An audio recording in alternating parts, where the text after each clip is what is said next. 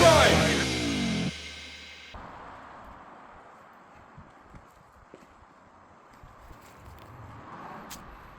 Hello everyone, welcome to Absolute Bedlam. As you can see, I've massively upgraded my setup in the last 2 weeks since I recorded last. So yeah, I've got Nick and Grace from EchoTown Studios. Hello. Am I right in thinking that you guys is it a three-man operation for the most part? Have you got a producer as well as?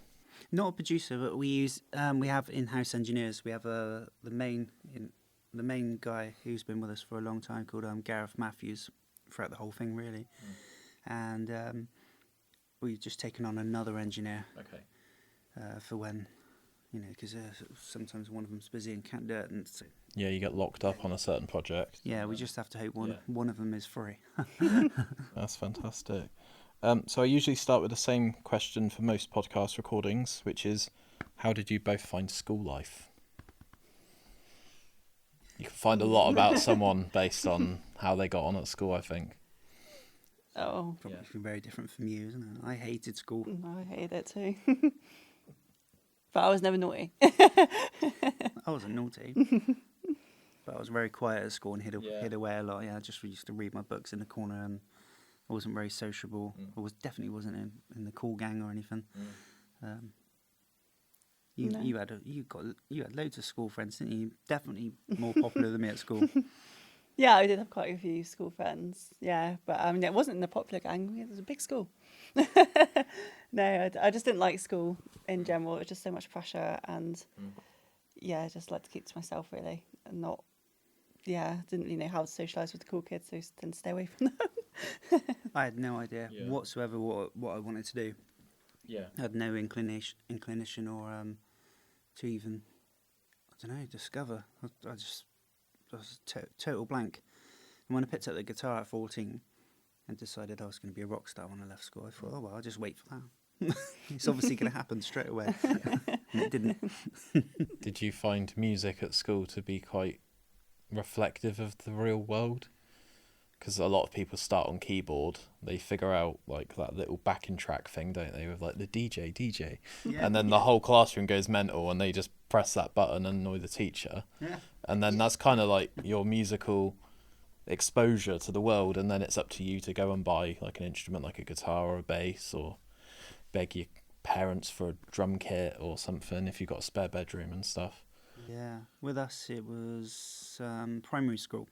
So a letter came home saying that the school was just going to start doing lessons, and there was a list, quite a good list of all different things, like recorders, probably trumpet, piano.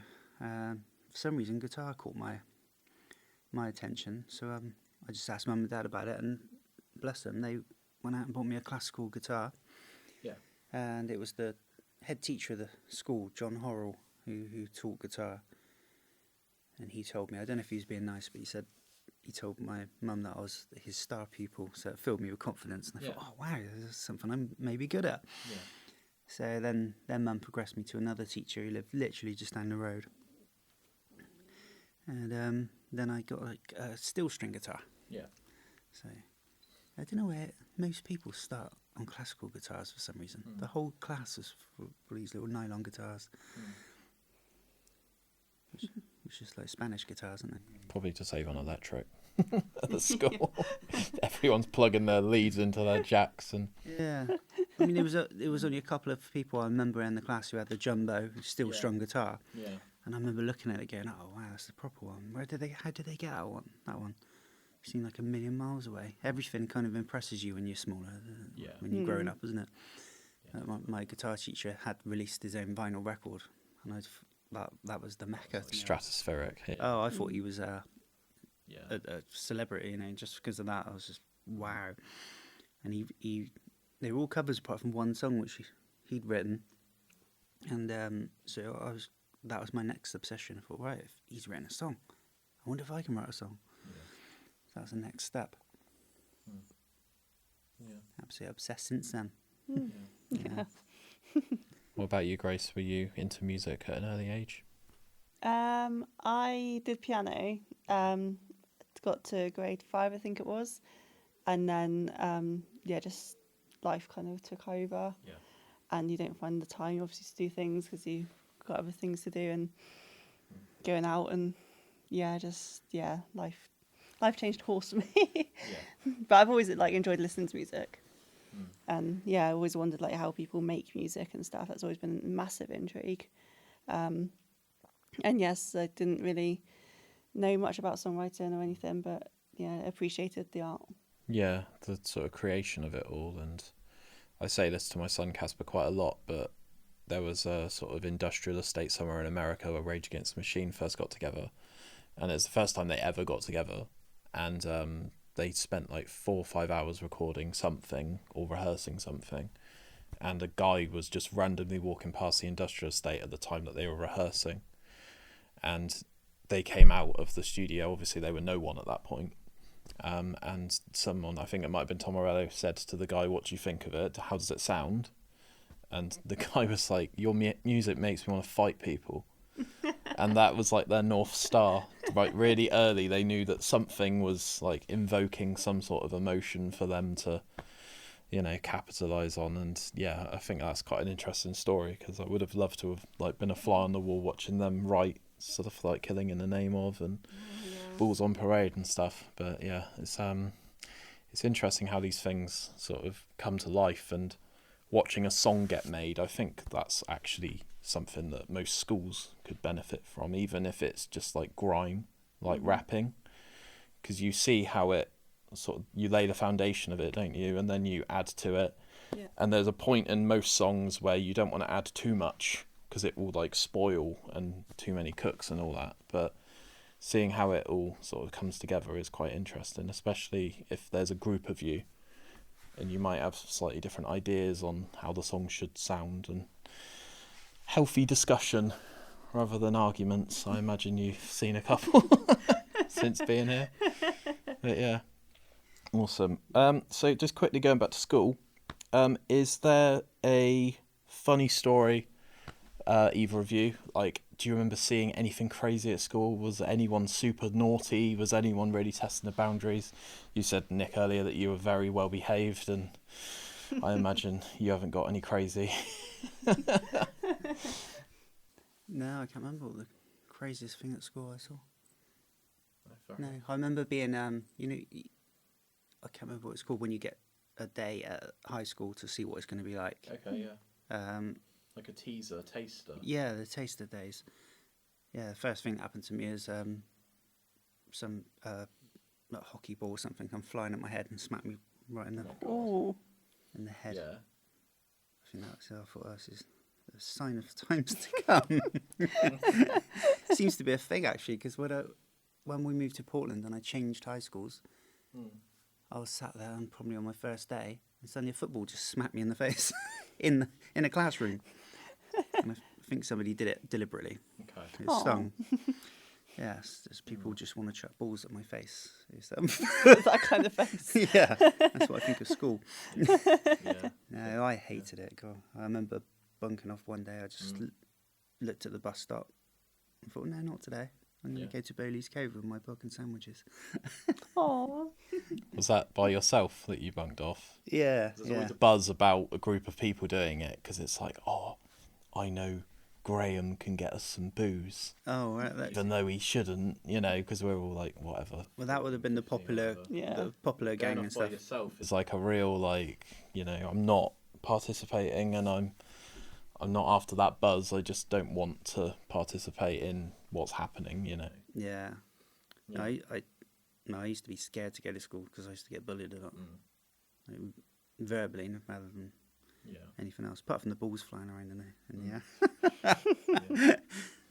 Fair enough. What about you, Grace? You got any funny anecdotes from education? I remember seeing a kid break his arm once. Yeah. He literally he climbed the tree and then he fell, and then we were right across the other side of the field and you just heard the crack. It was like, that's not good. Oh, no. No, it wasn't good. No, straight into the back of an ambulance. Did you ever bunk off? No, I've been hungover for stuff, but not At school? It's not my proudest moments. Sleepy Dorset. Is there a backstory behind the name of your studio? Oh, that was a tricky thing to come up with, wasn't it? The studio name. Well, Yeah, we came up with a little list, but we just watched. When we decided to build this place, we decided to watch as many kind of studio documentaries as possible. Mm-hmm. And there was one that Dave Grohl produced called about Sound City. Yeah. And we loved it. And then I said to Grace, well, Sound City, they're in a city, we're in a town. Let's think of a musical word to put before town. So, and that just came up. So it was one of a list that we had, and we showed it to a few people, and everyone seemed to like EchoTown. Had some really cool responses of people's idea of what they thought it was. Like kind of a spooky ghost kind of town thought, which I wasn't thinking of initially, but yes, it rolls off the tongue. It's quite cool. Yeah. And it was also happy accident that there's two O's in there, because on the logo we've made them into reels of tape and joined them along the bottom with the tape going across. So, and our animated logo spins round. So I was quite chuffed with that. it's fun, wasn't it? Yeah. The Grinning Dog Records, is that a subsidiary of you guys, or is that also something that you do as well as the studio? We had that before the studio. It was literally just to put my records out on, really. I just made up the name ages ago and drew a little logo and things, but then it became a bit more serious when we decided to make it into a proper kind of a business. Now it runs alongside the studio in very different ways.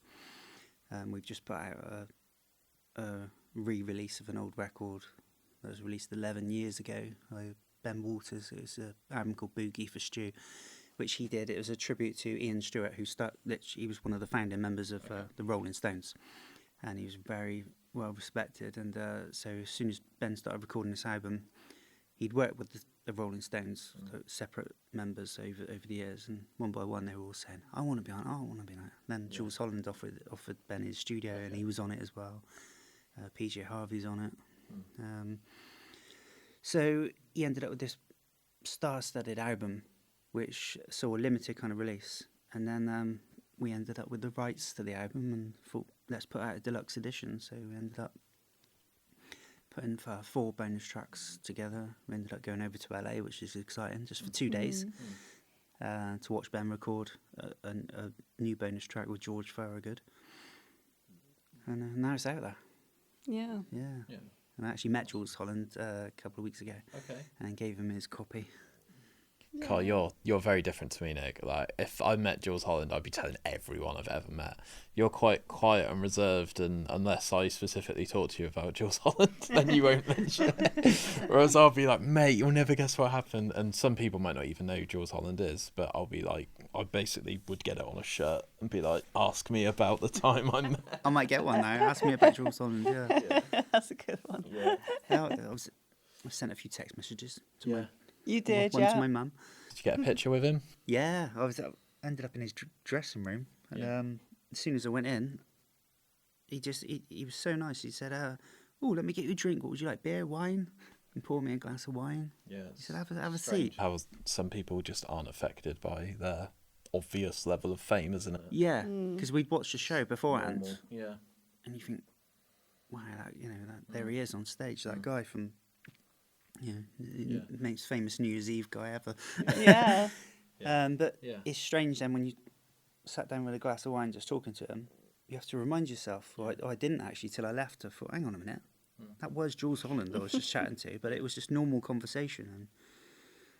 And crazy. Yeah. Really nice guy. Yeah, I can't remember what it's from. It might be from Have I Got News for You, but I think Sean Locke bumped into a fan at Tesco or something ages ago, and this guy was just absolutely astounded that Sean Locke was shopping in Tesco.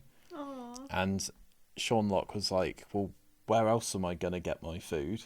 And I think the main guy who runs Have I Got News for You, I can't remember his name now, but it might have been Phil Jupiter. He was one of the main co-hosts on the panels.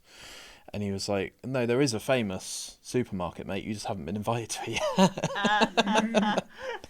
But yeah, that always made me laugh because, even if you're a celebrity, you still need to like go on Amazon and order packages, and Yeah, you've got to do all the mundane stuff as well as going on stage or releasing a book or. Yeah, because Mum said I used to Yeah. find it extremely humorous. Both me and my sister found it humorous if we were in Tesco or whatever when we were little and saw one of our teachers shopping. Yeah. We'd be laughing Yeah. and saying, "This Yeah. is so and so." And Mum said, "Yeah, they do need to Yeah. eat as well." You know? do leave school. Yeah. Yeah, they're just not, leaving at the same time as you. Yeah, no, that is a weird moment when because you like don't know their first name, so they're still like Mrs. Happel or whatever, aren't they? And yeah, good stuff. Awesome. This is a bit of an open-ended one. What does music mean to both of you? Because you've made it your profession and you've made it your passion, and it's a bit of a sort of endless question, this one, but how did you find sort of listening to music for the first time compared to now, with all the sort of different genres and all that sort of stuff? Like, I don't know if that makes sense now that I've listened back to myself. Well, what music means to me, Yeah. I guess, is a purpose, because it was the only thing that I Yeah. ever found that I could do really well. I'm absolutely rubbish at anything else. I can't do DIY properly. I'm just not interested in. I've tried all sorts of different jobs that I've had over the years. When I think about it, I never stayed long because I'm just no good at it. The only thing I can do well is music, and it's an escape as well when I'm recording or writing. So if I'm by myself, I love that process. It's as much of an escape as reading a really good book or something. But I was never into music at all until I was 14. It all happened in 1 year when my sister bought him a copy of Part Life from a friend on cassette. I'd never even heard of Blur. I just looked at it and thought there was something about the artwork and everything that I wanted to have a look at and put it on. And it just sounded so different than what the kids in my class were listening to before school started, which was a lot of dance stuff. And I just couldn't relate to it at all. I just didn't like the sound of it. But this had a sound that I just wanted to get involved in. And it was just at that time when the letter came in from school about the instruments. So, let's have a go at this. What does it mean to you? I think it's just so interesting how it means, well, like you said, emotions it provokes in people, and how does people react to different songs, and like seeing the process of people in here like recording and the different emotions that come out of it from music itself is just, there's something about music and there's something that's really special. Sorry, Lola. Lola just trumped. I thought it was your chair. Yeah, we'll edit that out. I'm very aware that I look like Dr. Evil here, stroking the white dog. Sorry. Oh, bless. Do continue. Depends. You can get back to your train of I thought. can't think where my train of thought was going on that now. And yeah, it's just about all the different emotions. I think it invokes in people, and you can just there's always a song out there you can relate to. Definitely. I think, yeah. Yeah, songs do get people through hard times, don't they? There's certain lyrics and things that you can go to. I used to have a hangover song that I loved. It was a song by PJ Harvey that used to, if I put it on, it instantly made me feel a bit better if I was feeling really rough the next day. Yeah, I think something that I learnt, not recently, probably like sort of 5-6 years ago now, but a lot of my friends listen to like one or two genres of music. Like they're really into metal and rock. And some people look at me and think, oh, this guy's like into a certain genre of music. But there was something quite profound that Devin Townsend said in one of his interviews, which is like, you should definitely try and eat as much different food as possible, and you should definitely try and listen to as much different music as possible. Because sometimes when you're listening to just like one genre, you kind of become quite myopic and your sort of senses are a bit dulled. And sometimes to get inspired, you have to really go off the rails and listen to like lo-fi sort of music that you typically study to or try and relax to, or even like the sound of rain can help break you out of that sort of, because I'm really bad with Spotify. I listen to like 8 or 9 bands and I don't really want to venture outwards. And obviously because I run my own podcast, I tend to listen to a lot of other people's podcasts. Yeah. But I think it's really important to have like people around you that are like, oh, have you heard this new song or this new album? And it kind of breaks you out of that thing where it's like, oh, I'll just listen to this, because sometimes it even got down to the stage where I was like, right, I'm about to get in my car and I know that this journey will take 40 minutes. So I'll listen to this album because I know it's like 42 minutes. Yeah. And it's like sometimes, you know, it's not as perfect as that sometimes, but it is quite nice when you pull up somewhere and the song finishes. Yeah. And that's the proper thing to do, is listen to an album from beginning to the end. I completely agree. I'm not a playlist guy at all. That's quite a new development, I feel, where people are just like shuffling and veering from like hip hop to indie rock to punk rock to spoken word. And yeah, I don't really know how people live like that, but they do. Yeah, They I seem can't to get my head around function it. fine on it, but yeah, it's interesting how like sometimes, like you say, Nick, you wake up in the morning or you're hungover and you associate a certain genre or a certain artist with that feeling, knowing that you're gonna sort of break out of it. But also, like, how boring is the world without music?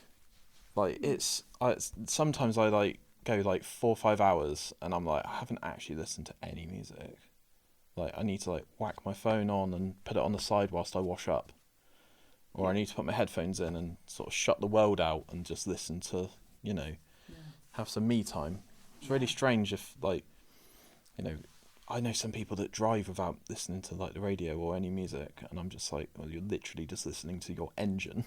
Like, Oh my it's God. really weird. Oh, I couldn't do that. You know, sometimes your phone dies, and sometimes it's inevitable, and you know that these things happen, and you might not have a CD player because cars have just become so modern. I know. But yeah, It does affect your mood. It really does. Yeah. I remember with my ex one day arguing, and I thought, it's just a real angry feeling in the air, and I just thought I just really didn't want to be there. And I suddenly realised that I had Judas Priest playing in the background, and I thought, you know, there's the link. Heavy metal music playing in the background that isn't really going to soothe you. So I turned it off. If I had something else on, maybe I would have been like, hey, let's not argue. Instead of like, go away. Yeah, I feel that. On the topic of music, can you both remember the first CD that you bought with your own money? This was a really hard one to try and remember. I hope it's really embarrassing. It is quite cheesy, to be fair. I think he was on Fame Academy. Okay. And I think it was the David Snedden single. Okay. And so, Don't Stop Living a Lie or something. I think it was that, or was the first one I bought, which is quite out there. And that was a single, not an album. It was a single. I don't think some people that watch this even know what a single is. It's like, yeah, I think the world's kind of left singles in the dust of it, hasn't it? Yeah. Yeah, I don't even think you can get CD singles, can you? They do them now and again as a bit of a gimmick. Yeah. Oh, do they? Yeah, like ABBA with their last album did a single. I wouldn't know. Yeah, it's like typically one song, then a random B-side that never actually made it into the album, and then there's like a radio edit or some sort of remix of the song that you've bought already. Yeah. Or if people really put effort in, like Oasis did, you had 4 songs on their CD singles, and the other 3 were brilliant. Usually it was one live one and then 2 other songs. And those songs they're playing live at their concerts now, and people know them as well as the A-sides. Yeah. It's hard to think sometimes, like how great his B-sides was. And I remember once he said in an interview, he said, well, I don't write rubbish songs, so I can't just write you a rubbish B-side. Nothing wrong with the ego there. But mine was a CD single as well. And I remember where I bought it, Asda in Weymouth. It was the Beatles. Real Love. Oh, that's a good one. Yeah, when they did the anthology and finished the John Lennon song. Yeah, that's a good one. That beat my David Snedden. I think there's a real sense of like, I hope that this is good when you buy a album or a single for the first time with your own money, because that's like a real commitment of like, I've just spent like what 8-9 quid or whatever, and like nowadays this is such like a foreign concept, but I had like a 16 megabyte MP3 player, and I had a Walkman, and if that album was rubbish, tough. It's that, or you don't listen to anything.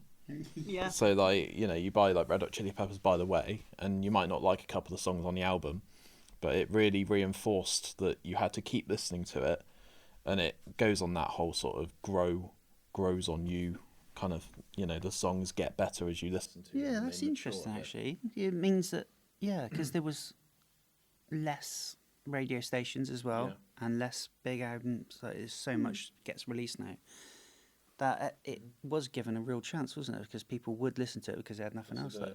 We didn't have the internet when I was buying CD singles, so you couldn't check out everything or watch the videos before you bought it. I do remember, was it called? No, MVC. Yeah. I used to go in, and they actually let you put albums on, CDs even, Okay. and then put headphones on and have a listen. Okay. So I remember listening through a Teenage Fan Club CD, and I was flicking through and I thought, I like that sound of that one, I like that one too, I can't wait to take this home with me. Amazing. Yeah, because there was definitely a sense of like going in blind, and a lot of it was like I bought Motorhead Ace of Spades because I thought it looked cool. Yeah. And that was enough for me to take a punt at it. Yeah. And then I realised that they're like one of the best bands to ever exist, and that was just coincidence, and I absolutely adore Motorhead, but they're bloody loud. You know, it's not like you said earlier, Judas Priest, you know, puts you in a bit of a mood to get a bit of tension and stuff, but yeah, it's all about, nowadays it just doesn't feel like it's about artwork, really. It's because people really put a lot of effort into artwork, and you'd get a little booklet and all the lyrics, and you'd get credits at the end of like, thanks so much to James for front of house and all that sort of stuff, wasn't it? And see where it was recorded, real- who mixed and produced it, and Mm. it's all those kind of things you really would go through the CD Yeah. booklet Yeah. or the vinyl, of course, or the cassette, which used to fold out and out and out. Yeah. You've got big booklets. Yeah, are you guys into vinyl at all? Because that's made like a real big resurgence in the last couple of years. Yeah. Yeah, longer than that. I think it's been back for a long time, isn't it? Mm. Yeah. I've always liked my vinyl. Yeah. So I didn't go to it when it came back. It was always there for me, and it was just a happy thing to happen. I thought, oh, good, it's finally getting some attention again. Yeah, I love my vinyl collection. I'm very careful with it, and I buy all the really thick covers, plastic sleeves to put them all in, and the gatefolds and everything. And I still buy all the rare ones, like trying to find singles again, 45s on eBay that I haven't got that I really want, or I'll replace albums that if I can find better condition ones as well, vintage ones.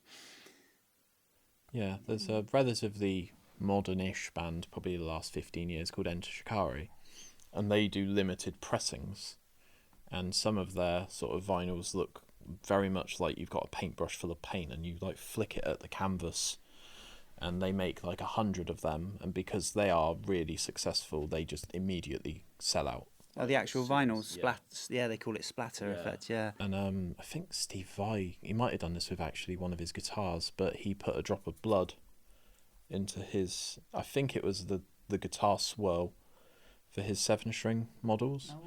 And I think it might have been Youngblood actually recently, he did something like that with his vinyls, because it's all like a unique thing, isn't it? And some people are really into their sort of communities and fan bases, and they really want to like make sure that they get the most for their money.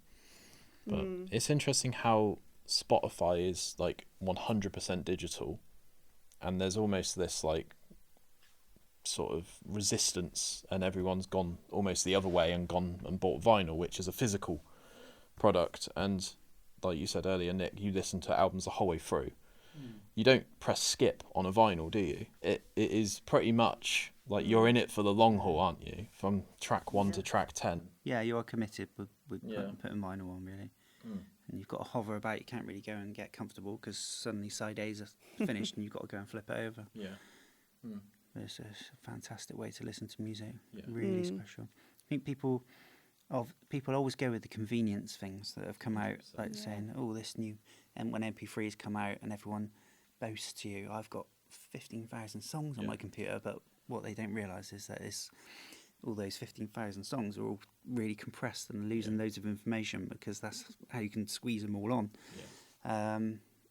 I'd be a lot more impressed if they said, I've got 15,000 vinyls and I love each one of them and look through all the artwork and stuff. But so people, there's a convenience to streaming, because I will do it in the kitchen, ask Amazon to play something. But then I will go back to my collection and my CD collection and vinyls, and when I want to sit down and really enjoy an album. So it's got its place. Everything's got its place, isn't it? But I think everyone's got excited about streaming and things, and then do it for so long, and then people think, well, hang on, there's this older world that's a bit, I want to have a go at this. It's a bit like tape with the studio. We see so many younger people come here interested in asking about recording to tape, and because they want to see it, getting hands-on and explore this kind of vintage way of doing things. See what it's all about. Yeah, because technology's really advanced. There's like two sides of this, isn't there, where people go to studios because they know that they've got the best equipment possible, but there's now this big uprising of people that do it DIY, and they just go and buy a MacBook, and sometimes it might not even be a brand new MacBook, but they can then do like unlimited guitar takes.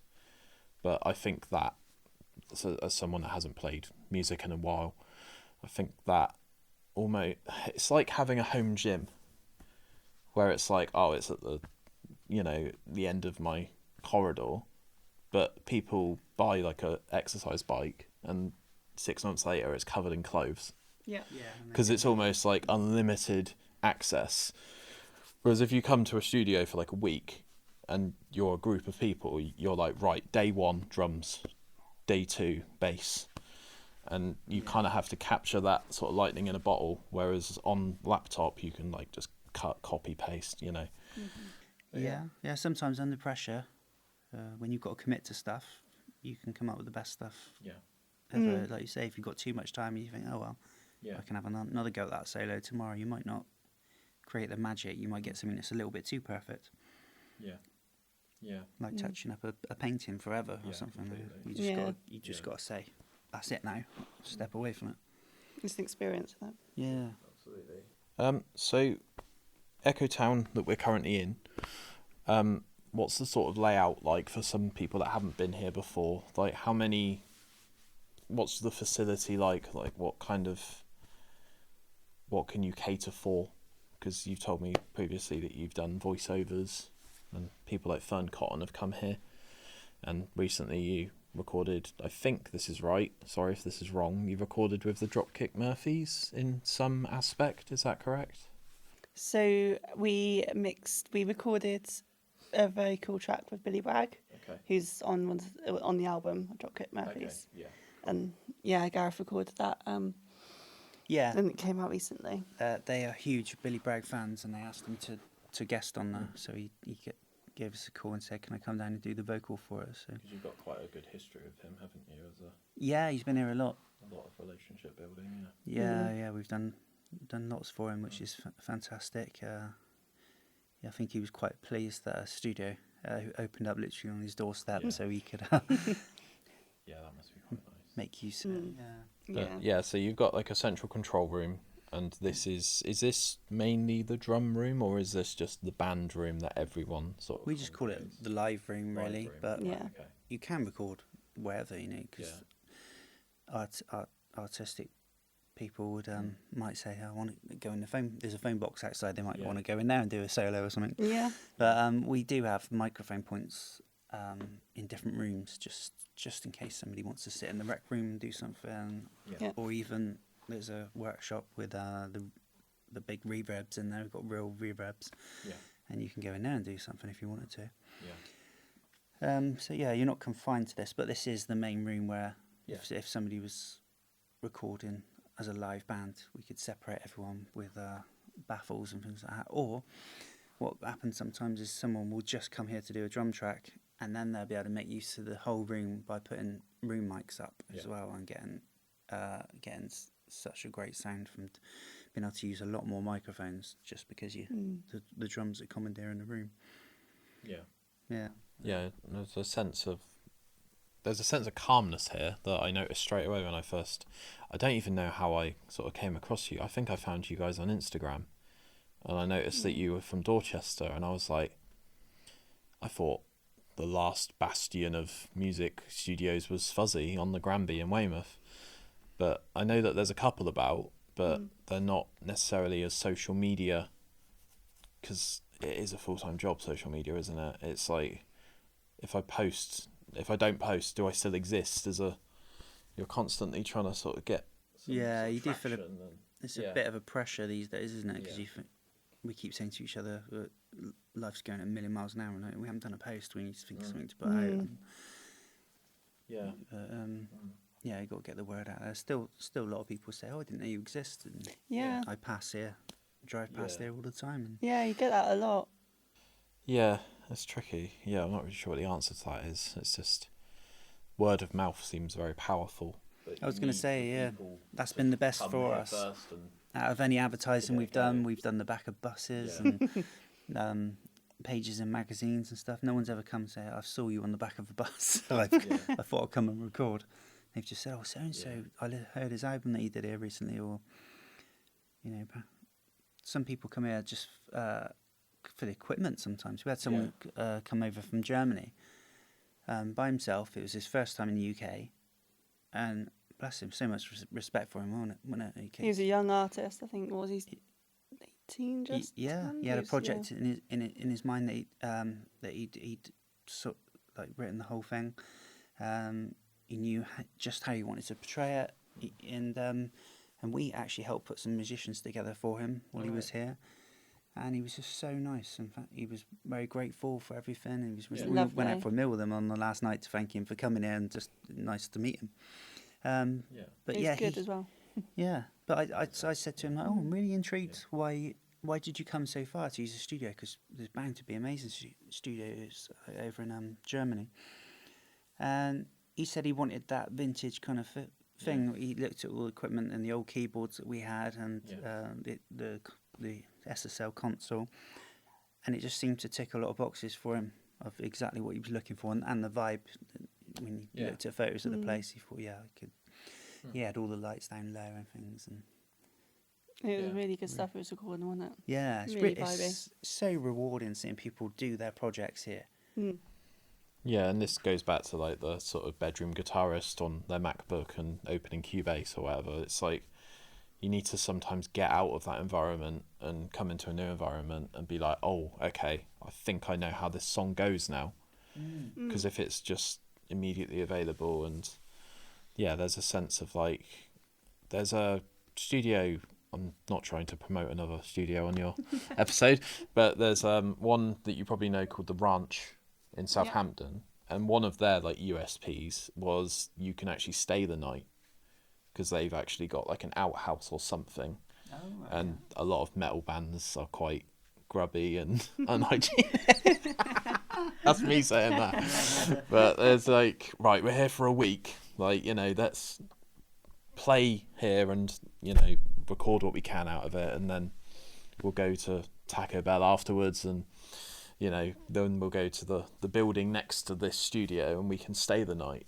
And it takes that sort of logistics out of the whole sort of equation, and it's interesting to see bands do that sort of thing. And there's always this sense nowadays that you've got to post like behind the scenes with going to a studio, because it's sometimes, to some bands, it's like a once in a lifetime experience. If they've been signed to a record label, they get an upfront payment and they choose a studio and they go, right, I'm gonna put all my eggs into this basket and see what we can come up with.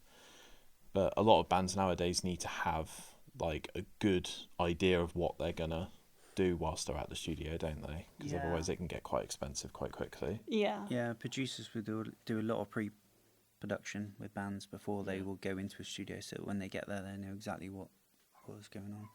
Like, a good friend of ours, Gil Norton, produced people like the Foo Fighters, and I was asking him about his experience of working with them, and he was telling me about the pre-production.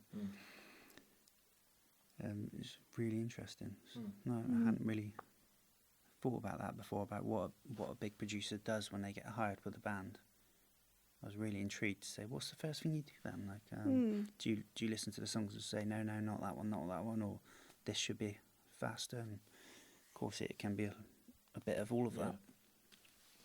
Yeah, it's usually, am I right in thinking it's one producer for one album? So like the big ones are like Butch Vig and Rick Rubin and various other producers. I think there's a guy from a band called called Jason Perry, who does quite a lot of rocky bands. I remember A. Yeah, they did the song Nothing. Yeah. Follow me on Instagram. I was like, why? Oh, wow, really? Oh, Yeah, nice. great. I don't know why. I think they must have That's pressed the wrong cool. button or something. That was the Yeah. good old MTV days, all the music channels. That's Yeah. discovered that. Yeah. That band. That was a great song. Nothing. Because you do find like bands like Smashing Pumpkins and Nirvana and Foo Fighters and all sorts of bands, they are very loyal to their producer, and they go through their whole life cycle as a band. Like Siamese Dream was the big sort of Smashing Pumpkins album, and Red Hot Chili Peppers as well are quite Rick Rubin or nothing, and I think it's just the amount of space that he gives them. And yeah, I'm not sure what that is, but people are like, right, you did a good job last time, so we're going to come back and do album 3 or album 4. Yeah. If they've got the trust and they feel comfortable.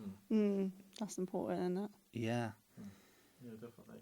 As a business, how do you guys get the funding to operate? Do you have access to things like grants, or is it purely through clinics, which we'll get onto in a bit, rehearsal time, recording time? Obviously, I don't need to know numbers, but how does that sort of revenue operate, and do you get grants through the government, for example, or any sort of thing that you can apply for?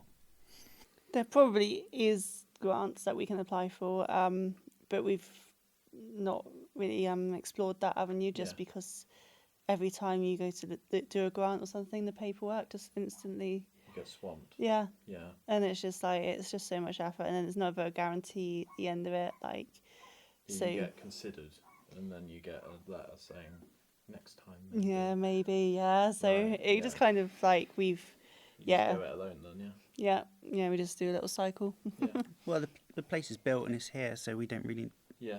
require grants to run it or anything. It's Yeah. just it's electric maintenance of the gear, because a lot of it is really old. Yeah.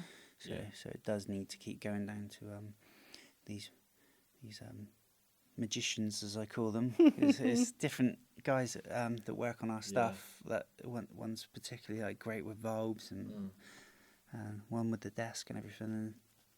And they are like legendary people. Like, we'll ask around friends in the business and stuff. So, do you know anyone who can work on that? And I say, there is this guy, but he kind of did retire, but then he came back out of retirement. But he might do it. Yeah. Yeah, they're always keeping a hand in, aren't they? Yeah. Yeah. So you end up driving miles and miles to find this expert who's the only person.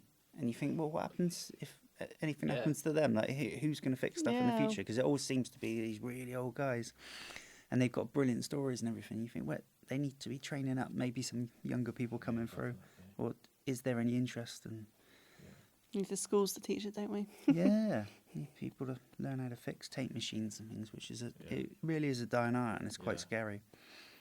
Speaking of old gear, did you mention first time we met, Nick, that you have a signed guitar head from someone from the Stone Roses? Is that right? It's actually So looking we'll at get it a now. picture of that, because that's quite cool. Oh yeah, it's a Fender Bassman 50. Yeah. Belonged to Manny from the Stone Roses. He signed the back of it. We have a few bits and bobs that were owned by other people. We have a clavinet that was played by Stevie Wonder on his tour in 1983. We have John Squire's MIDI verb, which he used to have on top of his guitar stack. Yeah. That's now screwed into the outboard gear there. Very cool. Yeah. So it's very much a sort of supply and demand thing as a business, in terms of people come to you and they say, right, can you facilitate this? We want to record an album, we want to do a voiceover, and you say yes or no depending on your bandwidth, and that generates your cash flow to keep operating. Is that correct? Yeah. You don't get grants at the moment, but that might be something that may change. Yeah. Yeah, I suppose you don't really want to rely on grants too much, do you? Because that money might dry up someday. So it's better to be self-sufficient rather than... Yeah, okay. Cool. COVID. It's a bit of a negative topic, but we all went through it and we all had to change our habits. And we all got 1 hour a day to go outside and, touch grass and all that. How did this business operate, or did it have to stop? How did you navigate? It was the seed of this It thing. was, yeah. It worked out fine for us. Yeah. We were Because lucky.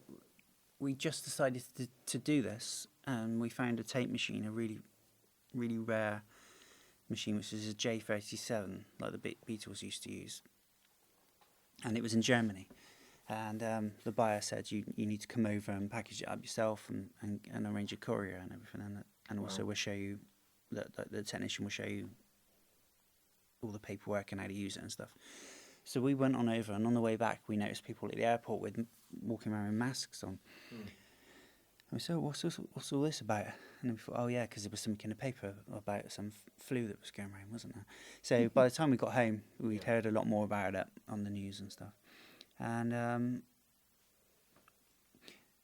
we'd already kind of booked builders to come here to start work. So they couldn't really go off and do other stuff. They kind of like almost bubbled with us. They were here every day. And we stayed in the house every day researching and watching all these documentaries that I was talking about and finding out what microphones do Abbey Road have and what do we need, little tick boxes and things. Oh, should we try and find one of those? And a lot of it's so rare that it was kind of fun. We were just trying to track stuff down. So, do you know anyone who's got one of these for sale? I know someone who might know someone. Yeah. And then people would tell you, if you're going to buy one of those, you need to make sure it's a really good one, because during these certain years they were made like this, and you need that this Goldilocks moment, isn't Yeah. there? Yeah. Like amp life cycle of you need to get the 62. Yeah. So when you find one, you get really excited. You go, I've got found one, and they're going to sell it to us. Yeah. So it's it took a year to build this place, and we were doing all the paperwork, getting all the people involved to restore a lot of the gear that we bought. Yeah. That needed, especially the mixing console, which was in worse condition than what we were told. Yeah. And it suddenly became apparent how much work needed doing on it. So A lot. yeah, there was a lot. So much wiring went into this place. It's crazy. Yeah. And the build itself was far more intricate than we would ever imagine, because we'd never done it before. Yeah. But we had help from a guy called Philip Newell, who did the Virgin Studios back in the day. Okay. And talking about bumping into famous people, we were on a flight, bumped into Richard Branson. Yeah. So I thought, what do I say to him? And I said, we use the same studio designer. He goes, Philip, yeah, you got a good guy there. And I thought, wow, that's I'll never get a chance to meet him again. Yeah. But then we booked into the new Virgin Hotel a few weeks ago in London, in Shoreditch. And as we were checking in, they said, do you want to come to our party tonight? Yeah, and here's an invitation. And I thought, what's that for then? I thought, if we're back in time, we will. We had to go off to some music event. And when we got back, we did go to it. We just thought, okay, let's go and have a look. And it turned out it was the hotel's first night. It was the opening night. Okay. And in this party, Richard Branson was there. Did I say Branston? You did say Branston. Pickle. Yeah, that's because sometimes I call him Branston Pickle. And he was just, I said, we stood right behind you, Grace. so I did get to see him again. Yeah, he's an interesting one. I feel like he gets a bit of a... Like, you see people like Elon Musk and Donald Trump, and like Richard Branson's obviously rich. Like, he's done so much, and he's now trying to do that galactic thing, isn't he?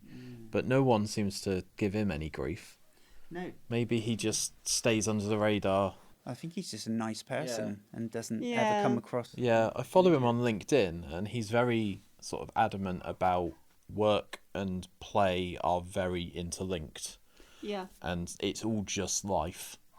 And I quite like that approach where it's just like, you know, you see people that do that after like 5 p.m. and they've clocked off and then they actually do the thing that they enjoy doing, like podcasting. But yeah, it's just interesting how he seems to have straddled both those worlds. And also, like, I remember like Virgin Cola. Yeah. So he's literally tried like his hand at everything, hasn't he? He's tried to like, the hotels one seems to be his mainstay though, doesn't it? He's always and the doing airlines. something in Yeah. Yeah, Yeah, and and the airlines, yeah. the Virgin Gyms popped up in London, we saw. But Oh, yeah, Virgin Media. I was mostly Yeah. interested in Virgin Records, of course, music based. Any studios. Yeah, I got one of our friends was the first person to use his studio Okay. back in the day. Wow. He was telling us just the other day actually about it. Supreme CBD. Okay, this isn't just a normal ad read. This is stuff that I genuinely believe in. And as you can see, I'm using quite a bit of it at the moment. Are you getting enough sleep? Is your sleep hygiene good? Is your overall anxiety at a good level? Is it manageable? These are the questions that you should be asking yourself.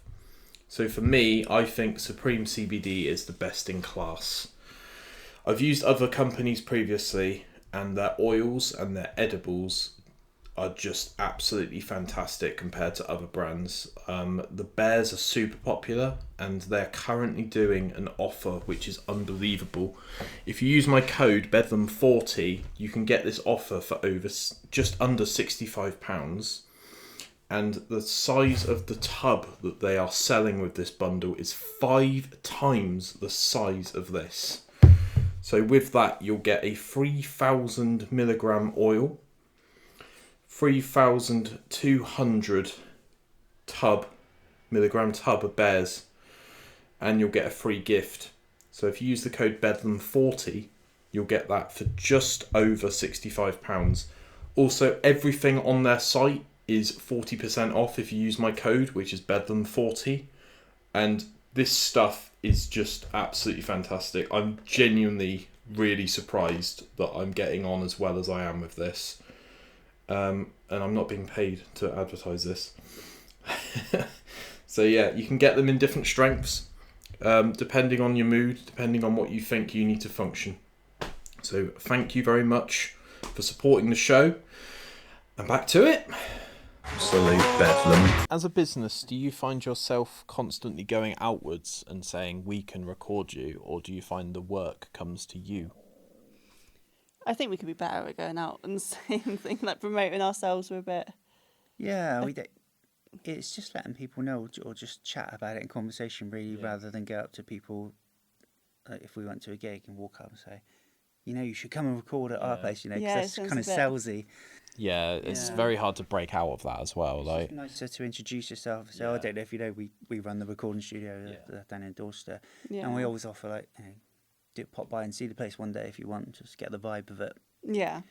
And then it's up to them. Yeah. But people will only really come to a studio if they've got a project in mind.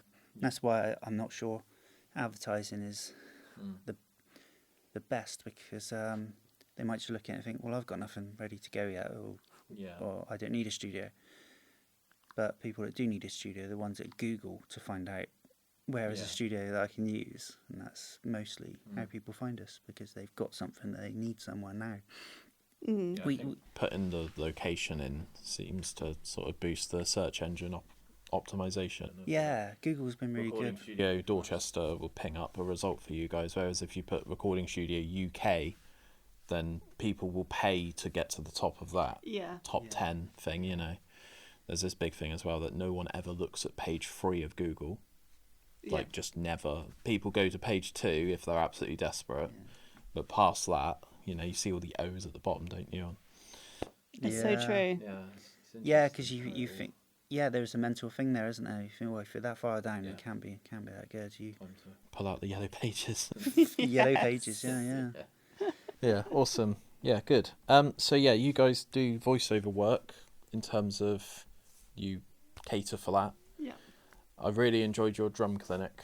and I want to say thank you for letting me come to that. That was with Steve White and Robert Bryan, Yes. who I have to admit I didn't really know who they were before the event, and then I came here and it was a full room, and I was like, bloody hell, this is the guy that, you know, was it?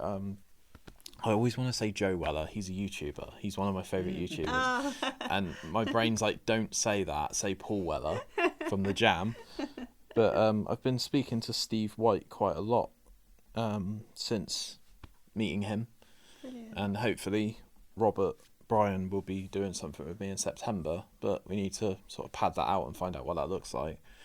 But yeah, so thank you for letting me do that. And I think there's a real market for clinics, because I've not really seen many music studios around here, at least, do that. It sometimes feels a bit admin-y, and a bit trying to find the people can be quite stressful, because I imagine that they did a series of clinics, like, you know, every night they're in a different place. So it's booking that sort of thing, you know? Yeah, they do a few. Yeah, It's lucky to have got them here. We love putting on events. Yeah. Sometimes we put on little intimate gigs here, and it can only seat about 35 people. But it's cosy. It's cool. It's very it makes it more special as well, more intimate. Yeah, we'll look at doing more, definitely. Yeah. Yeah. Awesome. Yeah, I've never been to a drum clinic before. I thought that was an interesting concept, because with guitar clinics, and I don't know, I'm assuming vocal clinics are a thing, but there's a sense of like, I'm about to plug this amp in and just give you a headache because you're in such a confined space. And I imagine most guitar clinics are quite songwriting driven, of like how to get a premise and how to pad that out and formulate a chorus and get that hook and all that sort of stuff, and how to come up with lyrics maybe. But yeah, it was quite loud in here, but it was good fun, and it was cool that I think they both had their own drum kits set up. Yeah. Because drummers are quite particular about their setups, aren't they? And Yeah, we had to whisk ours out of here, fun. and there was 2 drum kits set up. That's pretty cool. Yeah, there will be in talks to do more in the future, I think. Yeah. Definitely.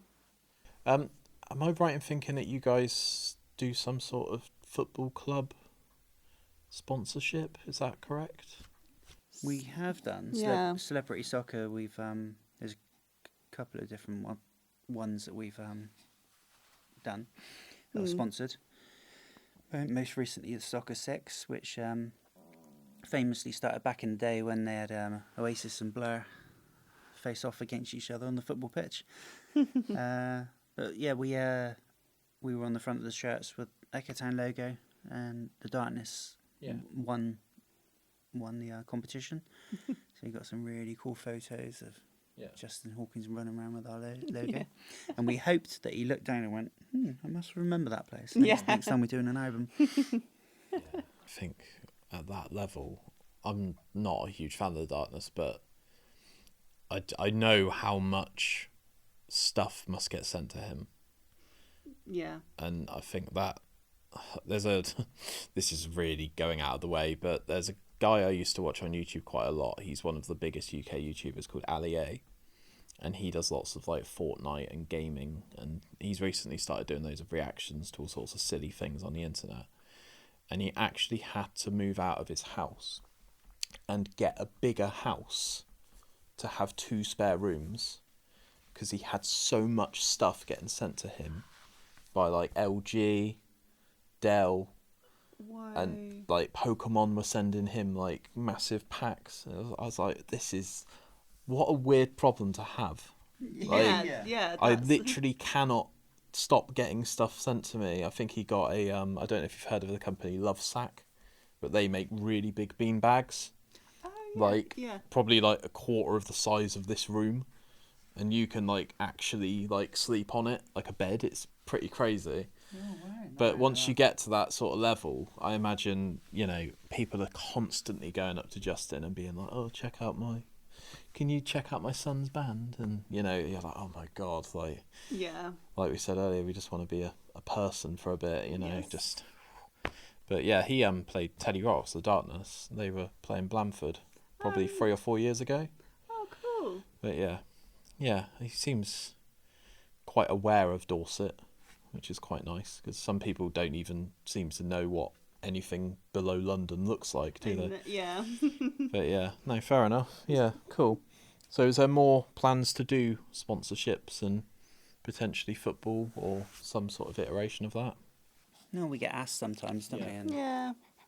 and we'll look at it. But, yeah, if it's right for us, Yeah. and Yeah. we sometimes do. Explore the options. Yeah. Do you ever get schools contact you to say we'd really like to get some students to come here and We do. Yeah. We have a lot of that happen, which is great. yeah, We encourage schools to bring their music students up. Yeah, do workshops with them, and got a couple lined up in the future in Yeah. the coming months. We've started an education package and tuition, which can either be one-on-one or groups. And we've been sending them. We made up a pamphlet of that, and we sent it out to tons of schools and colleges.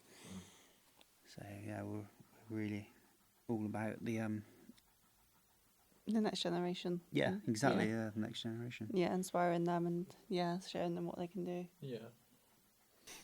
Got a bit of a closing question for Nick, which is, as a musician yourself, how do you straddle both worlds from someone that runs a studio or has a big say in how a studio is run, and then your personal endeavours to be an artist? How do you find those two parlay into each other? Kind of hand in hand. Well, it's we're lucky where we're not in here during the day when it's being Yeah. used. Really, the engineer's in here. they've got Yeah, you can give him the keys and he's away for the day. Sorting everything out. I'll only get a call to come out if something's not working or swapping over or fixing or something.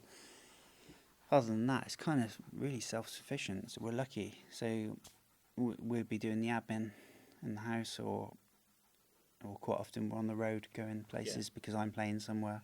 yeah. And then we're always together, really doing that. So music is such a big part of our life and it takes us to really interesting places. And it's got, of course, great when I've got some new stuff to record. There's a studio here. Is a lot of your music solo stuff, and is it original stuff, or is it Yeah, no, I don't think I've ever properly recorded a cover. Yeah. Not for release anyway. But no, I love working on my own stuff so much that's really important to me. But another thing the studio has done for something good that the studio has done for me is meeting new musicians that have come and doing other projects. And if I have been out here and in here and seen what's going on, and you think, wow, that's a really good drummer there, a really good Hammond player. I must get his details and then call them up and say, can you come and play on my album, please? And yeah, this is where the people come. Like, there's that saying, isn't there? If you build it, they will come. And it's true. you get this constant like carousel of talent, and that's quite a good situation to be in, isn't it? If you want a live band. Yeah, we built up quite a Capacity dress book of people that are really nice people, because that's really important. If you're going to be in a studio for 8 hours or whatever with people, we get asked a lot, do you know any musicians who can come in, and do you know any trumpeters, because I really like trumpet on my new album. And we can say, we know this person, give them a call, they're really nice, I can say that I've worked with them, and share that kind of knowledge. Do you have like a sort of notice board where people are like, I'm a guitarist and I'm looking for a band? There's a table of cards out there in the rec room. Sometimes we'll say to people, have you got any cards? Because we'll put them in. If they haven't, then we'll just remember them, put them in our phones, and We've got a list. tell people about them. Yeah, it's worked really well, and it's lovely getting the feedback afterwards, saying, oh, thanks for giving me so-and-so's number. They were brilliant. And so I told you they were. Yeah, it's good. I think I'm quite a good natural connector, because I get a lot of people pass through the absolute bedlam sphere of, and I sometimes get people just before we record, they're like, do you know any drummers? Or like, do you know any producers? Or, sometimes I get people that run a podcast in tandem with mine, and they're like, do you know any sponsors? and I quite like that. Yeah. But great, it's yeah, so important that those people take that and actually do something with it. Yeah. Because I send people like email addresses of like companies like Vocal Zone, and then like 3 months later I'll message them like, hey bro, how's it going? How did you get on with Maria from Vocal Zone? And they're like, oh, I forgot to email them. And I'm like, oh, come on. Yeah, like, there's a reason you you've asked done me that. for help and this is the help, and yeah, please like make time to do it because she's waiting for your email sort of thing. And I quite like that sort of relationship building where you've got lots of sort of things to do, but you've got to make time to just check in with people as well. It doesn't always have to be I need you to help me record an album, or Yeah. it's literally just like, hey Grace, how's it going? Like, how's life? Yeah. That's it. Yeah, you don't Yeah. always need a reason to Yeah. check in with someone. No, it's really important. Or a project. quite defensive, I find, about that, because like Ben doesn't message me very often, so he must want something from me, and I'm like, nah, I'm just literally just checking in with you, like, you know. Yeah, But yeah, that's it's nice. interesting.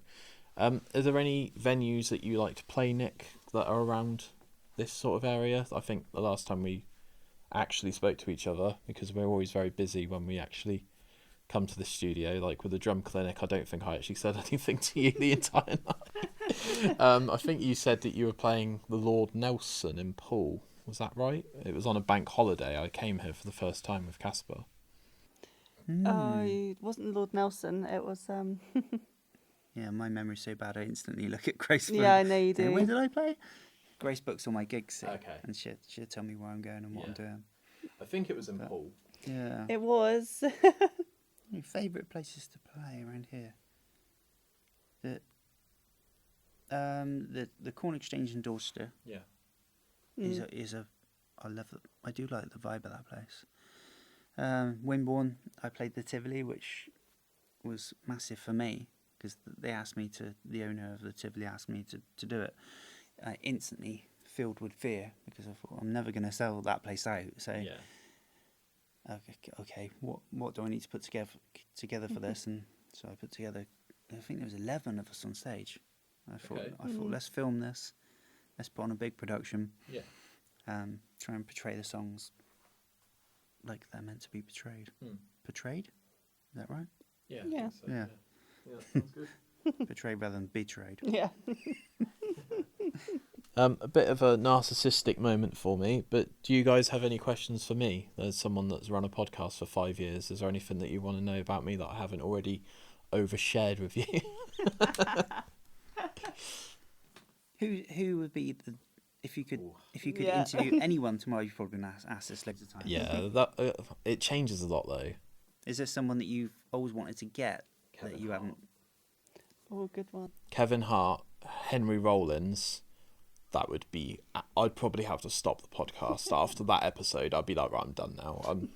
I got my Infinity Stones. You know, I'm done. I've Do you think it's finished it. doable?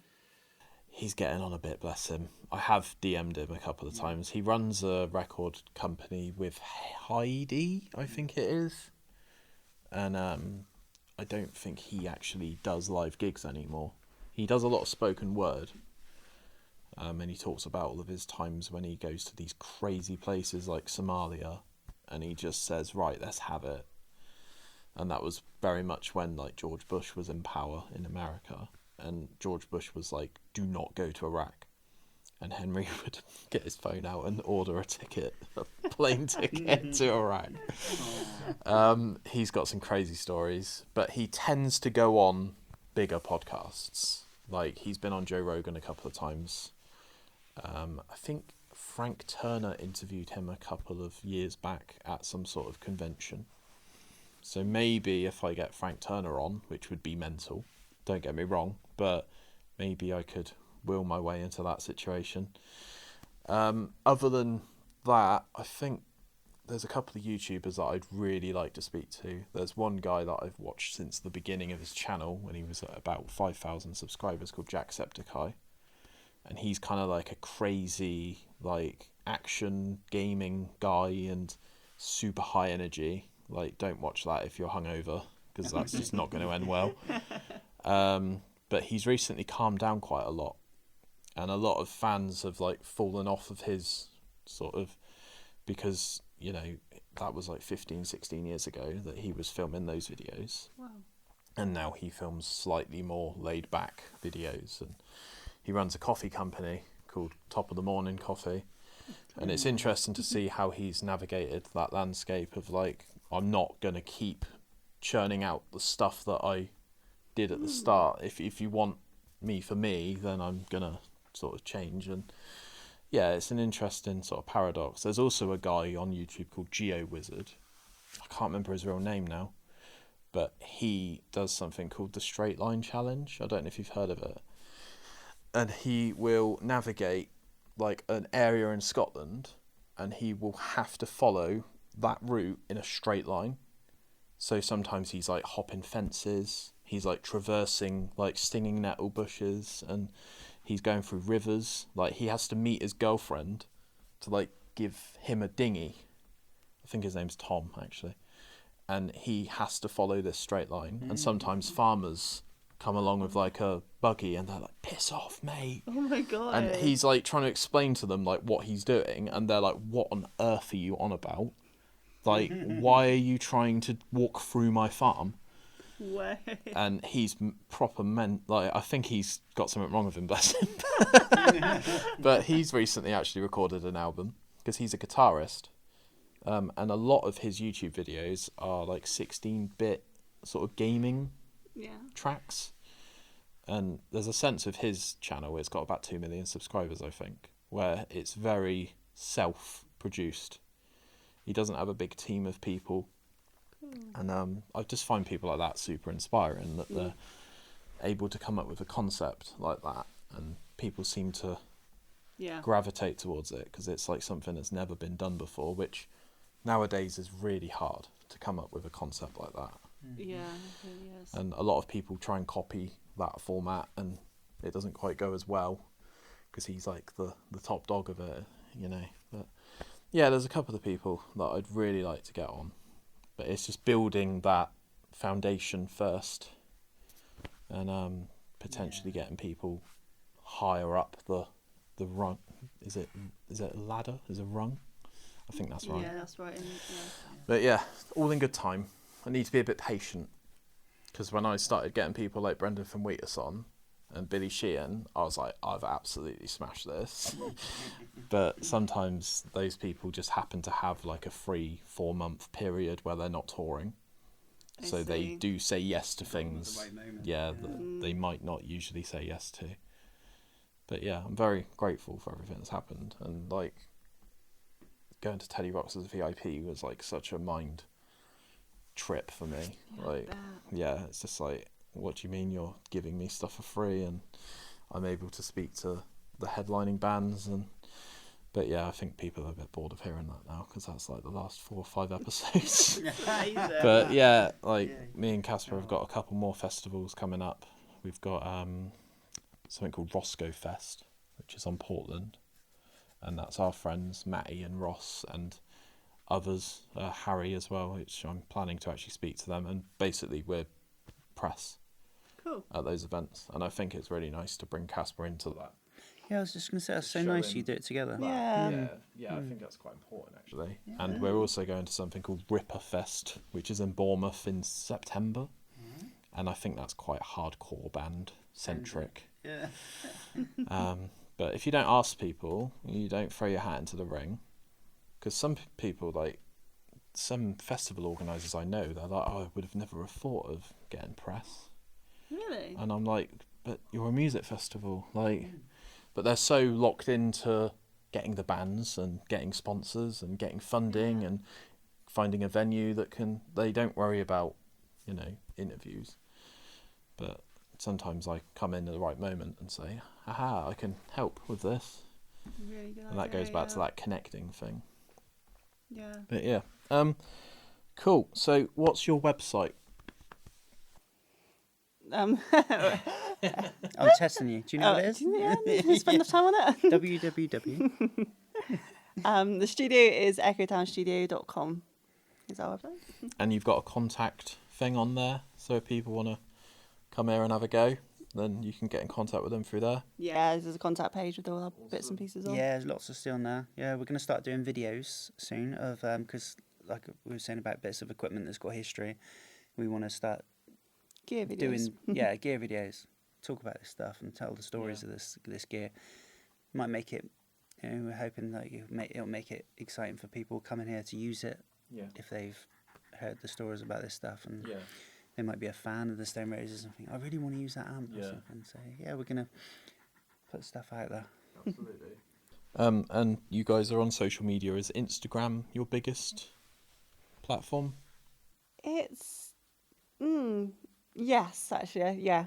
Instagram, yeah. Through that funnel Yes. and message you through that. Yeah, and LinkedIn, we seem to be picking up a few Okay. as well. Cool. Yeah, I think any funnel's good as long as it's monitored, Yeah. because that can become quite all-encompassing, can't it? Of like responding to people. And have you got like a central email address that you want to mention? Just info@echotownstudio.com. Cool. Yeah, and people get in touch with you and say, I want the studio for 4 days, I want to use this gear, and then do you get back to them with a quote, or do you try and set up a physical meeting and then you go through budgets and constraints through that? It's always nice, if possible, to meet people and discuss it. Sometimes that's just not possible. But yeah, we always like to find out as much as possible about the project so we can quote accordingly, and also just manage our time and everyone's expectations. Booking people in at, so not everyone's fighting for a certain piece of equipment in March. Exactly. You book them in for May or whatever.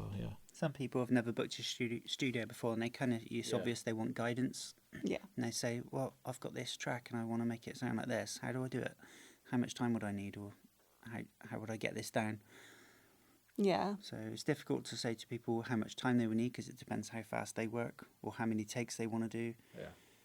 Some people email us and say, I want 1 day, but I want to cram all this stuff in. And the list that they've got, you have to say to them, we're here to work as fast as you want to go, but you might not fit all of that in. What do you want to prioritise? Get here at 5 a.m. Yeah, because we do want people to get the most out of their time. Yeah, really important. And the most out of their money. Yeah. Because that's what I would want if I went somewhere.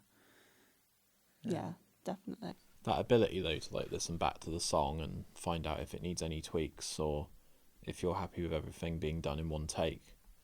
Because sometimes if you are that, like, I've got 4 hours, you don't even really have time to look back. You're just so like dialed into, right, now we need to do the bass.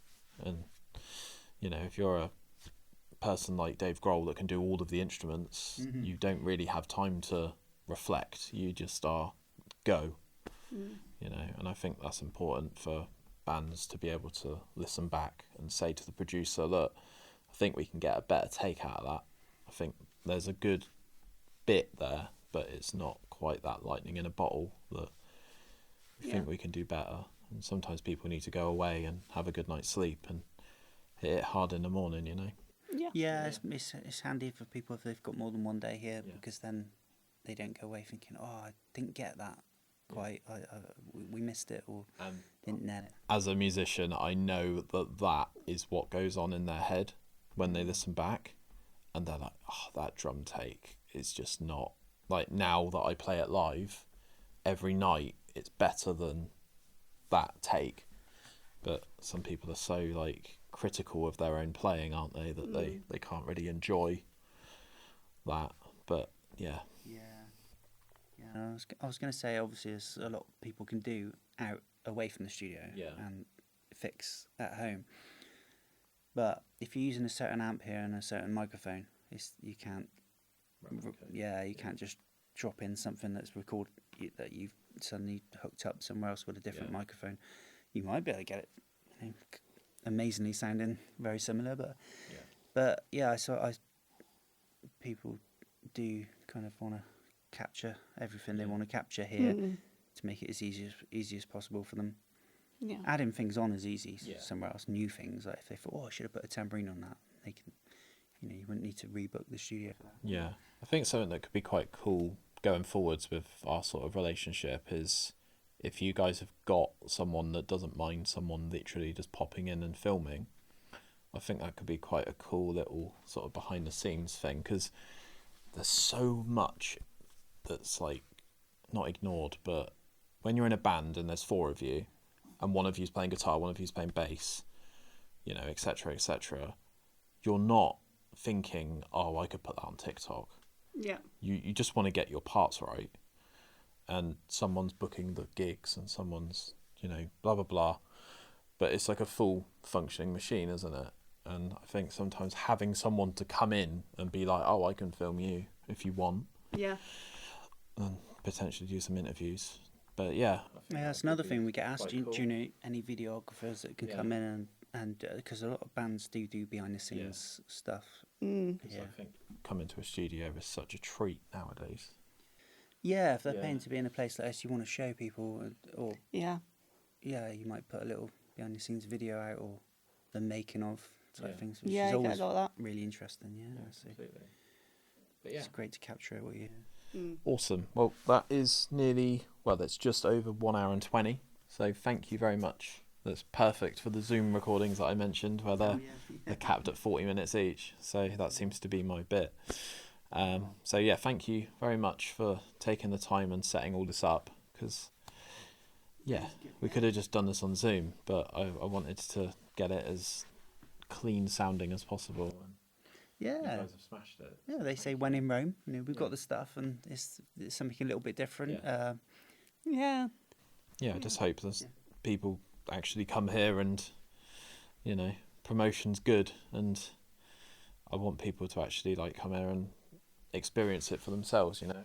Oh, brilliant! Yeah, we So yeah. we welcome them with open arms. Yeah, have a look at the website. There's lots of photos on there, and there's a kind of a video tour on there. Yeah. Awesome. Yeah. Cool. Thank you very much, guys. Well, thank you. Thank you.